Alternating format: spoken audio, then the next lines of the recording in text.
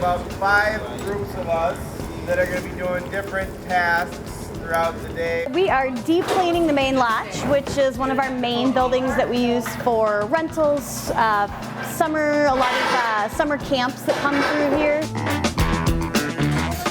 I enjoy helping people, and it's a good day to get out of the office and do something different. Just to help out the community. It's nice to know that this will all be clean and inventoried.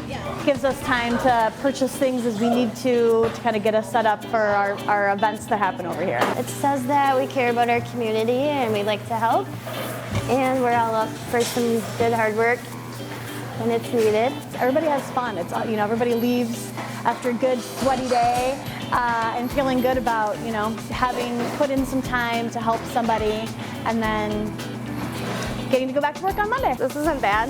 It's nice to get out and help, and I don't know, kind of win-win for everybody. Okay, there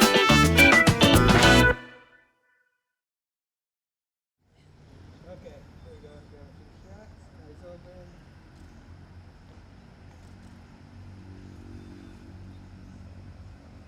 Okay. Got the picture. You got the video?